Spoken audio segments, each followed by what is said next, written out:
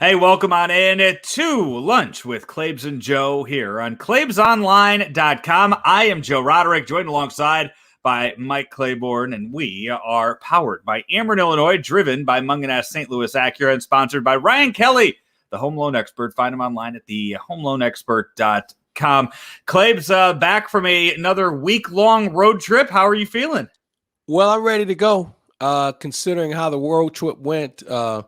Winning all the games. It was a good time, and everything starts tonight with regard to Milwaukee. But one thing needs to be said right off the hop: the beating the Milwaukee Brewers is obviously important. I think it's more of an issue where we're trying to find out just how good we actually are, because you're playing the first place team in your division. The season won't be lost after these 3 games. It could be enhanced. So I'm just anxious to see them play a good team and just see what they really have going for them. The pitching is set up perfectly. So I think it's going to be a fun baseball this week. And certainly, if all else fails, here come the Pittsburgh Pirates in for the weekend. I mean, last time when we talked last Monday, it was right after the Cardinals lost to the Royals. Final score of that one was 6-5. And if you remember in that game, on that show during that game, Mike Shannon made the comments about how this team wasn't that good. And you can see, you're looking around the first week of August, you're looking around Busch Stadium, which is allowing 100% capacity, and 100% capacity isn't there. So there's a lot of reasons for that, though. Yeah. Hold on. There's a lot of reasons for that. And let's start off with the fact that nobody's drawing that in baseball, because for the Cardinals, they're predicated a lot on group sales. And because they didn't have time and no one had time to put groups together, that's a huge chunk. The second thing is people have found something else to do, whether it's baseball or going on a vacation or just doing things more with family. So there's multiple reasons why not only the Cardinals aren't drawing well, but I think baseball can say the same. Kansas City had its largest crowd of the year, a sellout, their first sellout on Saturday night against the Cardinals. But other than that, they've been flat. And when you talk to people in other cities, other than San Diego and LA, just about everybody else in baseball is trending flat or even going in a more downward spiral. Well, I say that, and I wonder this week with 3 games, the kids, some schools haven't started yet, though I would say most have. I know Hudson starts on Wednesday.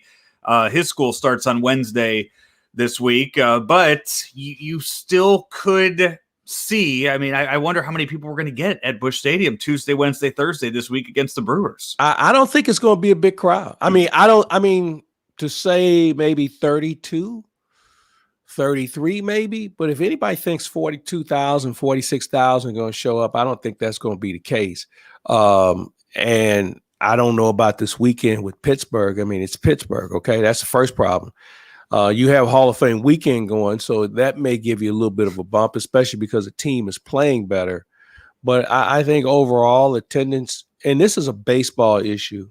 Baseball is going to have to get out and figure out how can they get people back. Pandemic for sure. But, how many times have we talked about the quality of the game not being what we want it to be?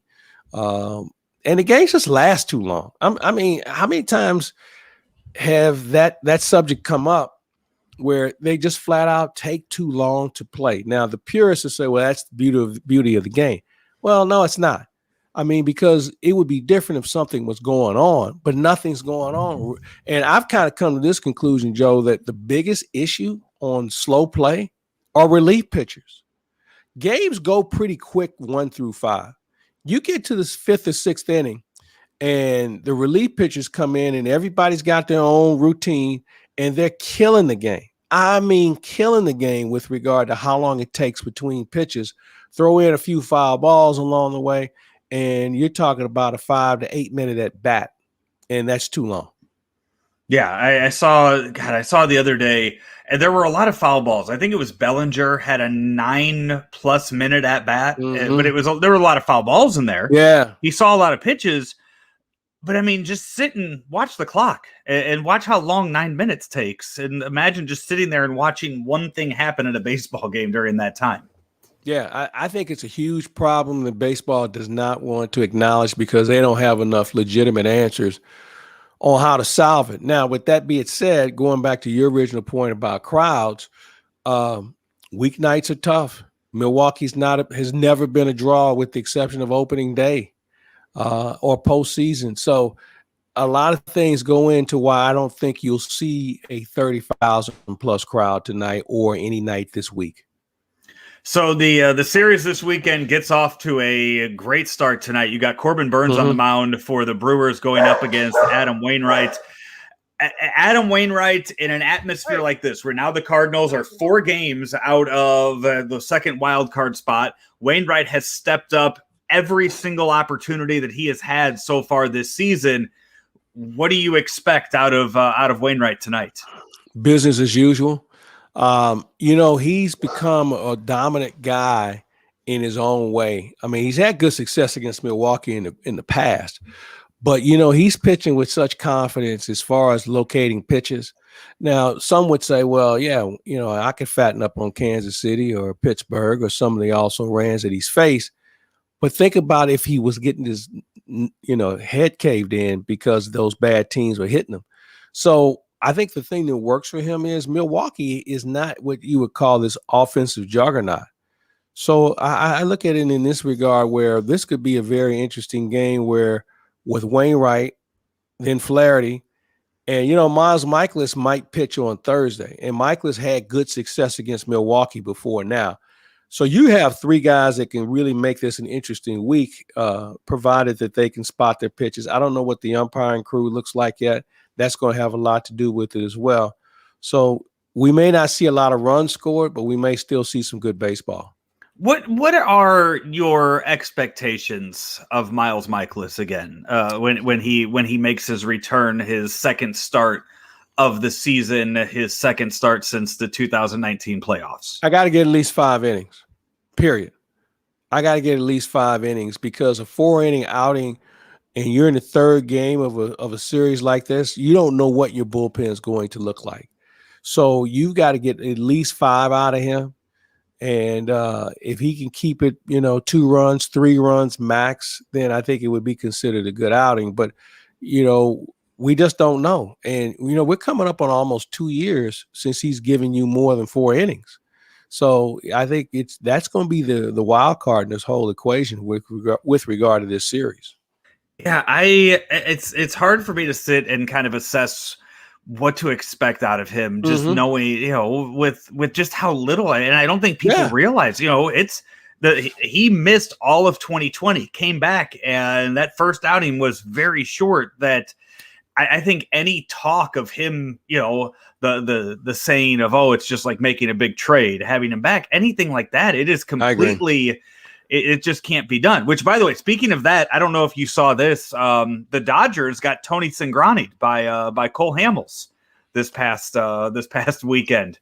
Cole Hamels will not pitch for the Dodgers. Done. He signed. Yeah. He did the in front of the scouts, the little tryout.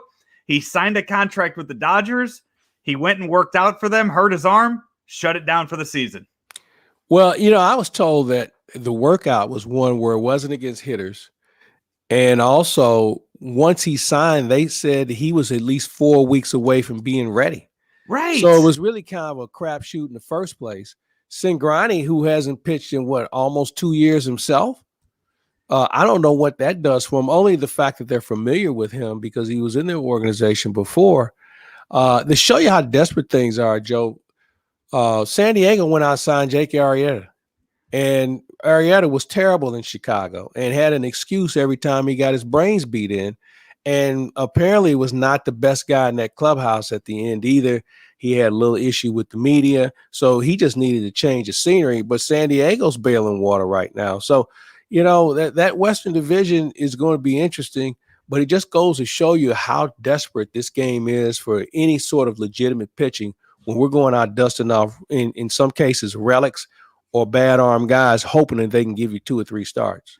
The Jake Arrieta signing, I think, should give some hope to Cardinal fans that are looking for a way in, looking for just that door to be just slightly open right now, because the Padres, who have gone out and made big moves. They made big moves in the offseason. They went out and made trades at the deadline and went out and got guys. They didn't get the guys they wanted, but they still went out and improved their roster. Yeah.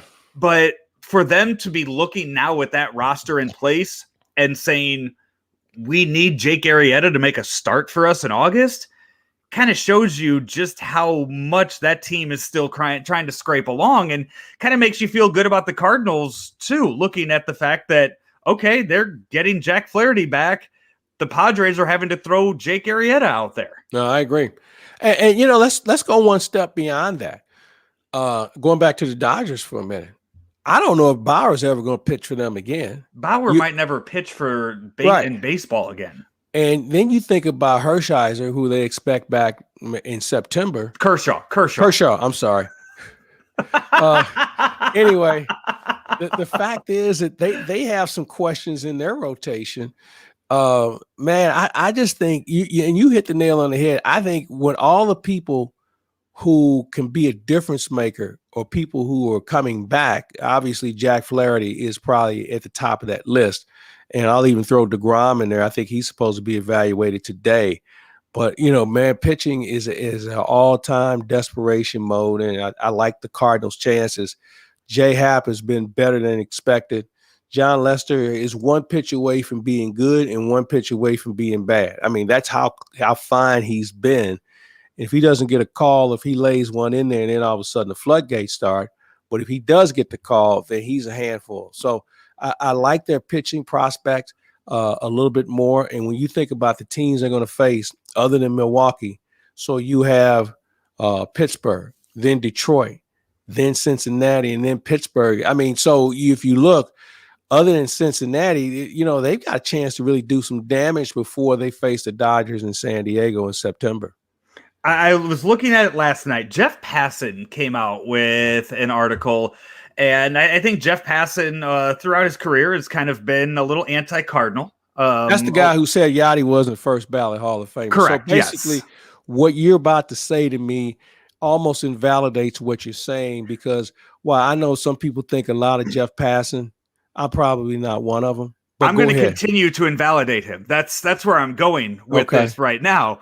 Is he came out with an article and he mentioned that there are 7, maybe 8 really bad teams in baseball right now. And he didn't list them, but I would imagine just by looking at records, you would say it's Arizona, Pittsburgh, Washington, Baltimore, Texas, Kansas City. And then I guess the Cubs get thrown in there too for how bad they are. I mean, you're not looking at their record anymore. You're looking at what they've done for you lately. Yeah. Right now, the Cardinals, the rest of the season, have 14 games against the bottom 4th of all the teams in baseball. 14 games left that they should beat up on teams like the Pirates and the Cubs and win those games. So he lists all of the games that teams have against the really bad teams, all the playoff teams, and he did not list the Cardinals in his playoff teams, potential playoff teams. Again, they're 4 games back. 4 games back right now. So, like I said before, he's not a guy I put a lot of stock in. I mean, he is who he is. And I think today in our society of media, we have people on radio, TV, print, who say, write, and do things to get a rise, just to get a reaction, to get their name out there. Damn the credibility or whatever. Let's just roll it out there and have somebody talking about it. And I think he's a guy that always finds himself on that list. So I don't really put as much stock into what he says. That doesn't mean he doesn't work hard at it. I'm just not a big believer. Yeah, as he the tweet went, there are 7.5 really bad teams in Major League Baseball. I look to see who plays them the most, and he listed the good teams, the playoff teams, as being the Astros, Mariners, Blue Jays, Red Sox, White Sox, Yankees, Rays, and Athletics. And then the National League, he only lists the Phillies, Reds, Braves, Dodgers, Mets, Brewers, Giants, and Padres. So we're kind of a limbo team as far as he's concerned. Yeah, but four games out shouldn't really be. I mean, that's 1 week. So, we kind of just wasted 3 minutes talking about an irrelevant guy. But he has a platform that people listen to and read, and So we just invalidated what he said. Yeah, and I mean, he's out there. He's got a platform. He's got people that follow and read his stuff, and it still is, it should be noted the lack of respect that the Cardinals are getting, which makes it a little fitting because, hey, if you're going out to the ballpark tonight to the game, you will see somebody that was on a team that was seen as irrelevant around this time 10 years ago. The 2011 World Series MVP David Freese will be making his return to Busch Stadium tonight, part of the Budweiser Bash. And then the entire 2011 team will be honored coming up in September. Looking forward to seeing David. Saw him earlier this year at the ballpark, and man, what an incredible run he had in 2011. And you know what, was a decent player here in St. Louis. But he's in a good place right now in his life, and we're going to visit with him a little later today as well. So this weekend is the Cardinals Hall of Fame weekend. They're combining the 2020 and 2021 class, putting them all in and giving them their ceremony together this weekend. I think this is always a good debate as to whether or not David Freese ends up as one of those Cardinal Hall of Famers. I think he does. I think what he did in the World Series, what he did in Game 6 alone, I think gets him in the Cardinals Hall of Fame at some point in his life. Some point in his life. And you know what? I'll go one step further. I think what he did in the league championship series was something we've kind of overlooked, because in the first round, Philadelphia was serving him his lunch. I mean, I forgot how many strikeouts he had, but he just wasn't there. As soon as they found Milwaukee, man, he started to warm up, and he was a streaky player. So I think when you have people who question should he be a Cardinal Hall of Famer, I think they probably look at some of the cold streaks he had as well. But I look at him as a guy who certainly would merit some consideration down the road, because you're kind of running out of candidates, to be honest with you. They might have gone a little too much too soon in the early years of it, but it's still a who's who in Major League Baseball history. True. When you look at some of the names that are in there, and then I know they're coming up too. If you're looking at stuff, they have a weekend where they're honoring both Bob Gibson and Lou Brock. That's this weekend. That's this weekend as well. Mm-hmm. Yeah, so they're doing one day and one the other. Speaking of legendary baseball, we hadn't talked about this past week at all. Did you watch much of the Field of Dreams game last week? Maybe an inning. I wasn't. I'm not that nostalgia guy. The movie. Okay, I watched it, but I'm not a guy who foams at the mouth to recite the lines in the movie. I think it's an interesting concept, but it wasn't something that I was in tears watching again and reliving the moments of being in Iowa. So I'm probably not that guy, not to try and, throw water on the campfire. It just wasn't something that moved my needle that much. So with that game, though, being successful, being very good with the ratings and an exciting game, when you add that on too, the way the finish to that game, where do you think baseball should go next if this is a trend that they will continue of going to special venues that are still available? It's a good question. You're not recreating the Polo Grounds. They're not gonna, they're not gonna build something like that at some point. They have to. They're going to have to find venues or places near historic venues that they can do.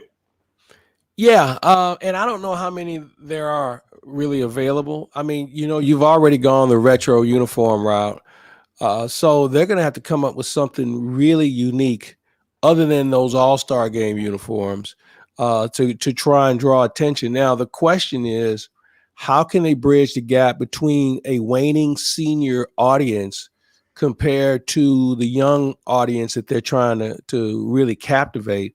And I don't know if they've come up with enough answers to do that, because when you try and keep the seniors involved, they all, well, what are you doing to our game? And now the young people are like, dude, this isn't fun. So they've got to make a decision on maintaining their base compared to losing their future. Yeah, they did they did the game at Fort Bragg. They've done that before. They are leaving the fields there to help with development and giving those areas other fields to play on. But I wonder But how many of those fields are actually being used. And I'll give you an example. Cardinals Care has built tons of fields around St. Louis and in Illinois, and I don't know how many of those are actually being used with any regularity. So it's one of those situations where it's a nice gesture. I appreciate what they're doing, but as far as it promoting the game after they're gone, I don't know if we have enough data that really supports it having an impact. yeah, I don't know. I think you can get some high school teams or a college team out Yeah. there and do that, but it ends up being up to the Cardinals aren't taking care of those fields on their own. They leave it up to the community to do it, and that's where some of the disconnect comes. Major League Baseball can only do so much. Absolutely. With building those, it's up to the areas to do that. So it's not an issue for the Cardinals that they need to address. Any team that builds a field or leaves a field. I just don't know what baseball is going to do next, but they got to do something. As I touched on earlier, if they reduce the time of the game, that's a good start on a major league level. But other than that, this offseason is going to be one of the most challenging ones for baseball because they're going to hopefully be able to be COVID free. They're also going to try and get a collective bargaining agreement done. The free agent market is not what I would call one that would make your mouth water. So they've got to create some off-season interest. And this is one of the things about baseball. They haven't understood how much they can impact their game with more movement in free agency. You look at the NBA or the NHL, even the NFL, when their off season is in play and they have that 2-week flurry of free agent signings or some pre-draft trades or things of that nature, I mean, it's a discussion. I mean, and basically, when you look at what the NBA and the NFL and the NHL have done, they kind of partially hijacked the baseball season for a couple of weeks with their movement, free agent wise, and trades. And baseball has no counter to that. They decide, well, we'll just wait until the 2 days before spring training start signing guys. That doesn't work. You got to be more involved and engaged during the off season. Well, that's something I can't remember if we talked about this on the show or if that's just something you and I talked about off air.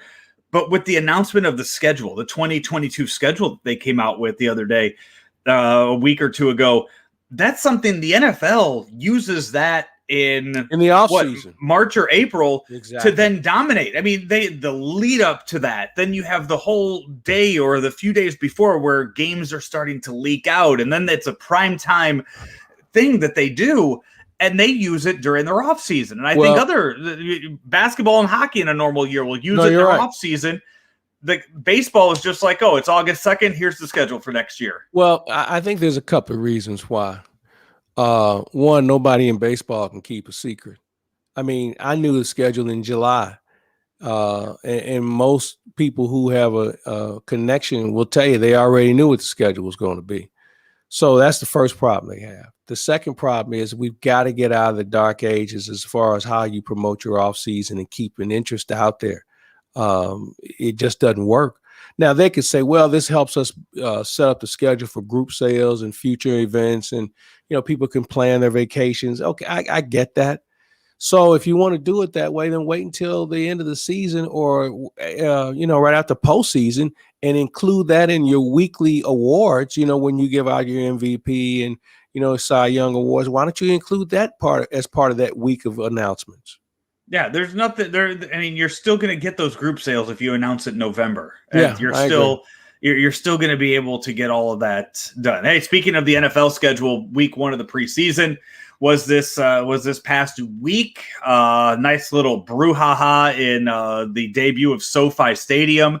So they got off to a nice start. I mean, along with just terrible looking food too. Yeah, and this woman who should have had a uniform on. I mean, she was big enough to play guard, who got this whole thing started. I said yesterday, it's an embarrassment, not only to the Rams, LA, but the NFL, and how long it took for somebody to come and break it up. It wasn't like they had 100,000 people in the stadium. So, something went wrong, but it was all wrong, the whole thing. But that's the way you handle your business in LA. You go to a baseball game, you go to a hockey game. I mean, same thing happens. They brawl in the stands like it's part of it's part of your ticket. Hey, yeah, I paid $20 for this ticket, which entitles me to watch the game and also start a fight. That's not the look on her face. That's not the first time she's thrown a full cup of soda into a crowd. Well, I'm surprised because she looks like she's consumed more than a cup herself, and I'm going to get off of her size, but it was not a good look. Not a good look. Not at all. But kudos to whoever was filming it at the time that got that great view of her throwing it in there and then just kind of looking right at the camera afterwards. So that's great amateur photography. But now you're getting, I mean, the amount of Bears fans that I follow on social media and I'm friends with, and a lot of that's because of where I've grown up and where I've gone to school. But Justin Fields, I mean, they need to start measuring his face for his bust in Canton after his 2-for-2 drive that he debuted in week 1. Well, you and I have had this conversation about preseason football, which is, of all the sports, the worst exhibition of their game. Justin Fields came out for 2 series and ran basic plays, no game planning. The defense that he was facing didn't game plan against him and what they could take away. And yet, and still, as you mentioned, they want to start putting a bust up because of the fact that he didn't look bad. Anybody who takes this preseason serious is a person who has no clue about football, and plain and simple. Nobody looks good. Nobody looks bad. They're just running plays, okay? Even practices are different. And Howard Richardson and I had a long discussion about how practices have changed the game and why I think the game is inferior to what we've been accustomed to. And I'll use this claim, and I've said this before. You give me the Cowboy team and the 49 teams of the 90s, the greatest show on turf team, the Baltimore Raven team, and the second New England Patriot team, and I'll take and you can have the field of all the other Super Bowl champions. And I'm going to do okay. I just think the quality of the game is suffering on a regular basis. And the evaluation of how we look at players now, I think, is so skewed that we don't really know who can play until October. We really don't. No. Because none of them are in football shape. Now, they may lift weights and run and do all that, but the physical contact and the ability to recover is something that isn't measured until we get through September, until October. As I've said, Flag Day for baseball, Martin Luther King Jr.'s birthday for hockey, and the same can be said for the NBA. And for Halloween, that's really who you know is actually a good team or not. But you're waiting all the way till Halloween? Yeah. I was going to say, you got to give it Columbus Day. Yeah, Columbus Day. Okay, I didn't know that we were doing. I didn't know you had set dates on the calendar for the other sports. Oh yeah. So what was it? Martin Luther King's birthday for hockey and the NBA. Hockey and the NBA. Yeah, because that's MLK basically kind of when they start. And you know what? Realistically speaking, you're going to almost throw college basketball in there because college basketball. You can say New Year's because they don't play anybody. Oh, you might get one toughie game because somebody is better than you thought. Or the network is paying you to play somebody. But I mean, look at those non-conference schedules, which are borderline embarrassing, and you expect people to come see you play. Not to get off on a tangent here, but I'm a believer that if you're college basketball, when you put your non-conference schedule together, and I don't know how, let's just say you have 8 non-conference games. Okay, I'm going to give you 2 blood donors, okay?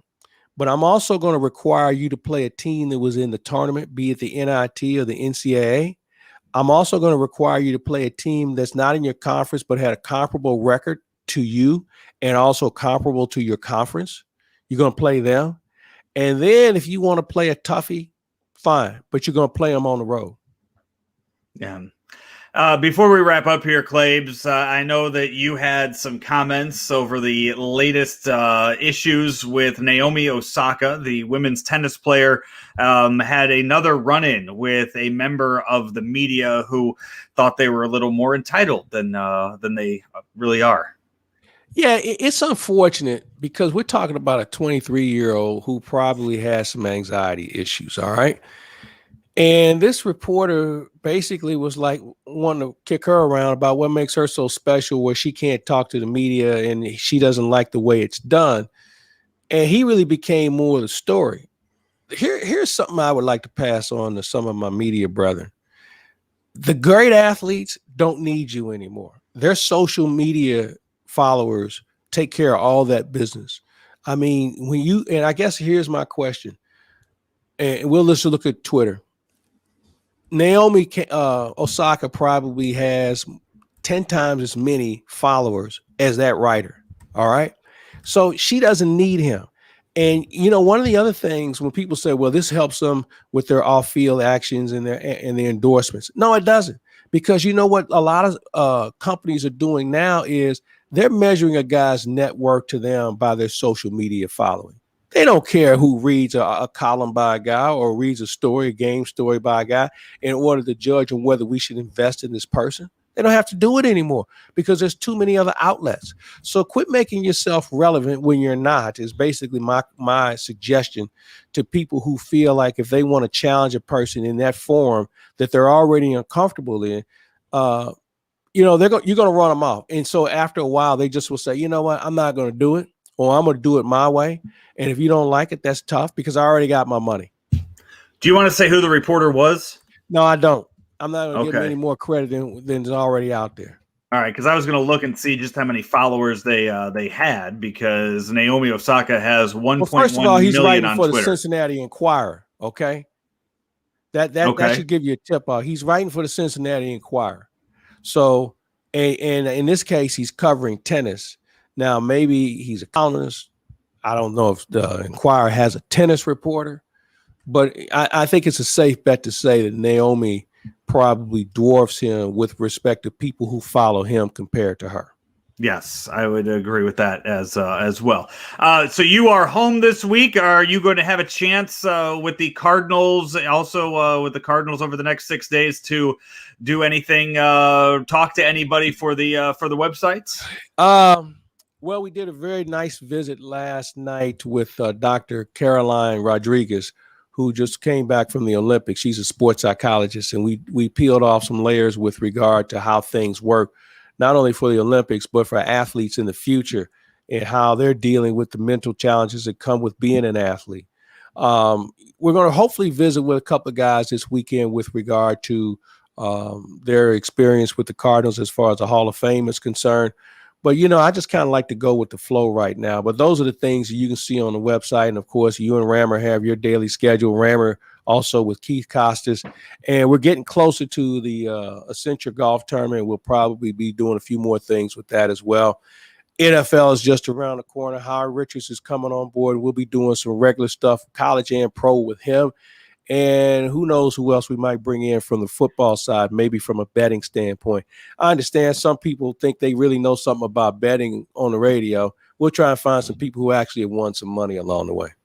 And I believe we also have some stuff coming up too soon from our friends at Ameren. So look forward to having more of that as well. Hey, Jamie Burkhardt from Munganess St. Louis Acura and Munganess Alton Toyota wants me to let all of our listeners know over 300 pre-owned vehicles on the lot right now, along with some of the new arrivals that they have coming in each and every week. So check them out online. Go to stlouisacura.com. Go to altontoyota.com, and right there you go to the website and it will tell you how many cars they have in stock, and then you start playing around with price, you start playing around with models, and it will show you exactly what they have at any of their lots, because at Munganess they will bring the car to you and they will make sure that your satisfaction is number one. I think depending on your schedule, we might be at a Munganess next week, or we might have to push it back for the week after. But I know you. I'm always ready to go to Munganess. Yeah, but I know you. Now that you're back on the road and with those Monday off days, we got to figure out what your flight plan is. Okay,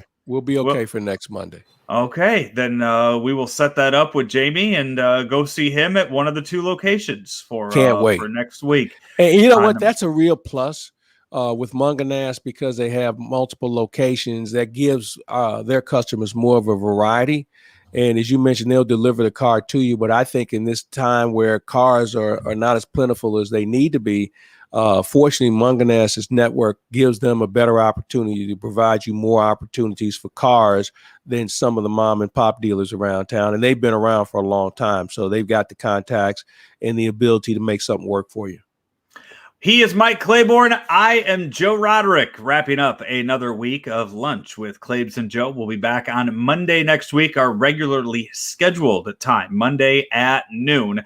Until then, we want to thank our sponsors, Ameren, Illinois, Munganess St. Louis Acura, and Ryan Kelly, the home loan expert, online at thehomeloanexpert.com. You have been watching us right here on claibsonline.com.